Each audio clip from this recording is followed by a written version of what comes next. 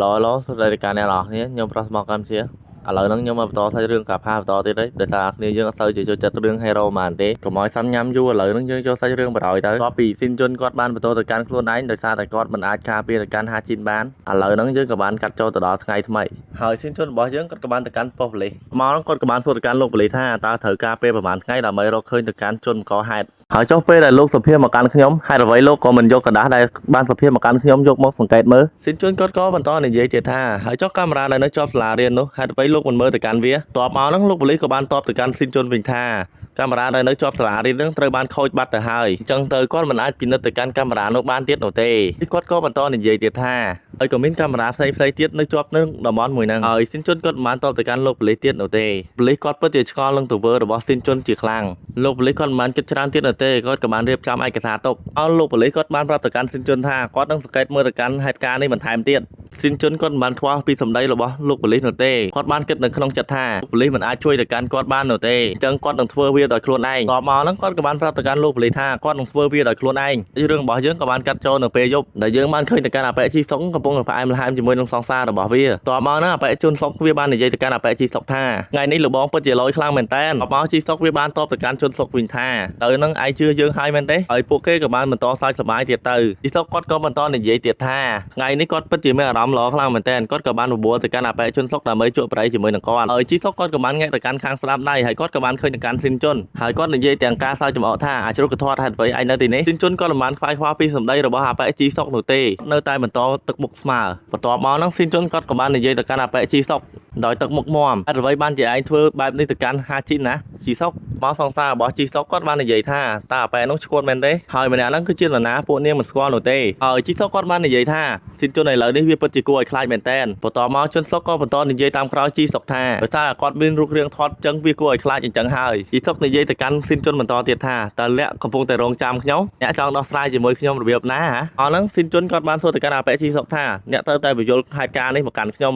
ជីសុកវាមិនអាចទប់សំណាចបានទៀតទេវាក៏បានសើចចេញមកដូចជាមនុស្សរោគចិត្តអញ្ចឹងតែកំពុងតែសើចសប្បាយសុកហ្នឹងស្រាប់តែស៊ីមួយកំដាប់ដៃរបស់ស៊ីនជុនប៉ើងចង់80ម៉ែត្រទៅណៃជុនសុកនឹងសងសាររបស់វាវិញពិតជាភ័យខ្លាចទៅកាន់ស៊ីនជុនខ្លាំងមែនតើវាស្រែកទៅកាន់ស៊ីនជុនហ្នឹងកុំឲ្យវាមកកាន់វាប៉ុន្តែក៏បានត្រូវមួយកំភ្លៀងរបស់ស៊ីនជុនតែម្ដងតបមកស៊ីនជុនក៏បានប្រើហុកខាងស្ដាំមកគាត់ដើម្បីវាយទៅកាន់អបិជនសុកតែយើងបានឃើញទៅកាន់ជីសុកបានរត់សម្ដៅទៅកាន់ស៊ីនជុនអបមកស៊ីនជុនក៏បានងាដៃដើម្បីវាយទៅកាន់អបិជីសុកប៉ុន្តែគាត់មិនអាចវាយទៅកាន់អបិជីសុកត្រូវនោះទេបែបជាជីសុកបានខ្លីទៅកាន់គាត់ទៅវិញបន្ទាប់មកជីសុកវាក៏បានខ្លីទៅកាន់ជើងរបស់ស៊ីនជុនរុញខ្ទប់នឹងថ្មតែម្ដងតែធ្វើឲ្យស៊ីនជុនហ្នឹងគាត់ពិតជាឈឺចាប់ខ្លាំងមែនតើបន្តមកទៀតហ្នឹងជីសុកក៏បានវាយទៅកាន់ស៊ីនជុនបន្តថាជីសុកគាត់បានលើទៅកាន់ពាក្យដដែលចេញពីមាត់របស់ស៊ីនជុនថាគាត់ចង់សម្លាប់ទៅកាន់ជីសុកហើយស៊ីនជុនគាត់នៅតែបន្តជេរទៅកាន់អបិជីសុកបន្តទៀតថាអាចង្រៃតមកហ្នឹងជីសុកគាត់ក៏បាននិយាយទៅកាន់ស៊ីនជុនវិញថាតើឯងចង់សងសឹកចំពោះឆ្កែញីនោះមែនទេតើឯងមានមើលសមត្ថភាពខ្លួនឯងដែរឬទេឈួតអើយហើយជីសុកគាត់ក៏បន្តវាយទៅកាន់ស៊ីនជុនដោយសារតែស៊ីនជុនគាត់មិនអាចតដៃទៅកាន់ជីសុកបាននោះទេហើយជីសុកគាត់ក៏បន្តនិយាយទៀតថាតើឯងគិតថាឯងខ្លួនប្រានធំហ្នឹងគិតថាឯងអាចនឹងវាឈ្នះទៅកាន់យើងមែនទេអាចង្រៃក៏វាបន្តនិយាយទៀតថាតើឯងចង់ដូចជាមិត្តស្រីរបស់ឯងមែនទេហើយពិភពលោកមួយនេះវាពិតជាគួរឲ្យខ្លាចខ្លាំងណាស់តមកជីសុកគាត់បានបន្តកាច់ដៃទៅកាន់ស៊ីនជុនបន្តទៀតហើយគាត់បាននិយាយថាមនុស្សល្ងងហើយស៊ីជុនគាត់ពិតជាឈឺចាប់ខ្លាំងមែនតើអីជីសុកគាត់ចង់បំបាក់ទៅកាន់ដៃរបស់ស៊ីនជុនតែម្ដងតមកជីសុកគាត់ក៏បានឃើញទៅកាន់នរណាម្នាក់គាត់បាននិយាយថា Master បន្ទាប់មក Master គាត់បាននិយាយថាឆាប់ដោះលែងទៅកាន់ស៊ីនជុនភ្លាមទុកពិតជាឆ្ងល់ខ្លាំងមែនតើហេតុអ្វីបានជា Master ជួយទៅកាន់ស៊ីនជុនតមកហ្នឹង Master គាត់ក៏បានដើរទៅកាន់ពួកគ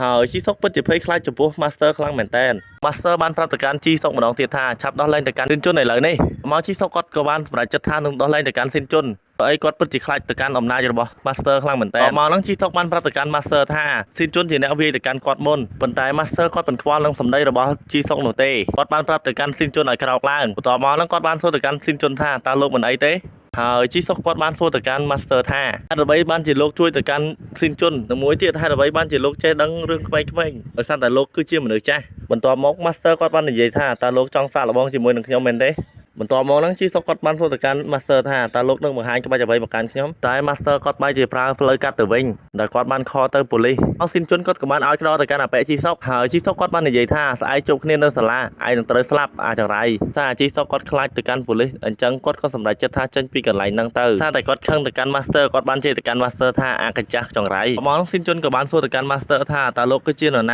ាដើម្បីបានជាលោកជួយមកកាន់ខ្ញុំសិនជាប៉ូលីសមកគាត់ពិតជាឈឺក្បាលខ្លាំងមែនតើចំពោះរឿងនេះតែ master គាត់មិនបានខលទៅកាន់ប៉ូលីសនោះទេតែគាត់និយាយបន្លាចទៅកាន់ជិះតុកតែប៉ុណ្ណោះអុកស៊ីនជុនគាត់ក៏បាននិយាយថាអរគុណទៅកាន់ master ដែលបានជួយមកកាន់គាត់តែ master គាត់មិនបានតបតទៅកាន់អបិស៊ីនជុននោះទេបន្ទាប់មកគាត់ក៏បាននិយាយថាអាចជ្រូកកធាត់បន្ទាប់មកហ្នឹងស៊ីនជុនគាត់ក៏បានសួរទៅកាន់ master ថាតើគាត់គឺជានរណាប៉ុន្តែគាត់បានជានិយាយថាអាជ្រូកកធាត់មិត្តភក្តិរបស់ហាជីនស៊ីនជុនបានសួរទៅកាន់ master ថាហេតុអ្វីបានជាលោកស្គាល់ទៅកាន់ហាជីន master គាត់ក៏បានតបទៅកាន់ស៊ីនជុនវិញថាគាត់គឺជាមិត្តភក្តិដែលហាត់ប្រាណជាមួយនឹងកញ្ញាហាជីនមកស៊ីនជុនគាត់បាននិយាយថាតើជាលោកជាអ្នកបង្កើតកន្លែងហាត់ប្រាណជិនជិតឈូជុនក៏និយាយបន្តទៀតថាហេតុអ្វីបានជាលោកស្គាល់មកកាន់ខ្ញុំ master ឆ្លើយតបទៅកាន់ស៊ីនជុនវិញថាហាជីននឹងនាងតែងតែឲ្យរូបរបស់ស៊ីនជុនឲ្យទៅកាន់ master មើលជារៀងរាល់ថ្ងៃនិយាយទៅសារទៅកាន់ស៊ីនជុនផងដែរហើយទៅសារកន្លែងហ្នឹងគេនិយាយគ្នាច្រើនទៀត admin សុំអត់ដាក់នោះទេតបមកនឹង master គាត់ក៏បានយកกระดาษអ្វីម្យ៉ាងឲ្យទៅកាន់តួប្រុសមើលតែវាគឺជាกระดาษជ្រើសរើសយកសមាជិកថ្មីក្នុងកន្លែងបណ្ដោះបណ្ដាលជិនចិត្តស៊ូណាយលុយត្រឹមតែ10សែនវ៉ុនតែប៉ុណ្ណោះហើយបើនិយាយដល់ក100ដងក៏នៅតែចាញ់ជីសុក100ដងគាត់ក៏បន្តនិយាយទៀតថាបើសិនជាឯងចង់ដួលទៅកាន់ជីសុកឯងត្រូវចេះពីរបៀបលេងអុកលេងអុកនោះមានន័យថាតួប្រុសយើងត្រូវតែចូលទៅរៀននៅក្នុងសាលារៀនជិនចិត្តស៊ូហ្នឹងបីលុតតំទៅកាន់ខ្លួនឯងបើមិនអញ្ចឹងទេសូម្បីតែគាត់វាជាមួយអបិជីសុក1000ដងក៏នៅតែចាញ់អបិជីសុក1000ដងជិនគាត់មិនបានតបតទៅកាន់ master វិញនោះទេកាត់ចូលមកដល់ពេលព្រឹកវិញម្ដងក៏មកគាត់ក៏បានគិតពីរឿងយប់មិញហើយគាត់ក៏បាននិយាយថាគាត់គ្មានលុយដើម្បីចូលនៅក្នុងសាលារៀនជិនចិត្តស៊ូនោះទេជិនគាត់ក៏បានគិតបន្តទៀតចុះបើសិនជានៅក្នុងសាលារៀននោះទៅតែមនុស្សចេះអាក្រក់តែខ្ញុំមិនចាប់ហើយមែនទេតែមិនអីនោះទេដោយសារតែហាជីនថាពួកគេសិតតែជាមនុស្សល្អមកក៏មានមនុស្ស2នាក់បានតបពីក្រោយគាត់ថាត្រូវហើយពួកគេសិតតែជាមនុស្សល្អមិនមែនជាមនុស្សអាក្រក់នោះទេស៊ីនជុនពិតជាភ្ញាក់ផ្អើលទៅកាន់ពួកគាត់ជាខ្លាំងមកពួកគេក៏បានចាប់ទៅកាន់ស៊ីនជុនដើម្បីចូលកន្លែងហាត់ប្រាណស៊ីនជិតជូដោយសារខ្ញុំបាក់ខ្លោះដាតខ្លាំងមែនទែនចឹងអធិស្ឋានផងអ្នកនរគ្នាបើខុសកន្លែងហ្នឹងហើយពួកគេទាំងពីរក៏បានទាញរុញទៅកាន់ប៉ែស៊ីនជុនចូលនៅក្នុងចដាយន្តពេលនាំស៊ីនជុនហ្នឹងជួបទៅកាន់ master ហើយបន្ទាប់មកយើងបានឃើញទៅកាន់ master គាត់កំពុងតែគេងតែ master ហ្នឹងគាត់មានឈ្មោះថាហៃយ៉ុងបន្ទាប់មកបរិសុទ្ធដែលពាក់កតាបហ្នឹងគាត់បានហៅទៅកាន់ master ថាហៃយ៉ុងឆាប់ក្រោកឡើងហើយសាច់រឿងរបស់យើងក៏បានចប់នៅត្រឹមហ្នឹងបាយបាយអ្នកនរគ្នា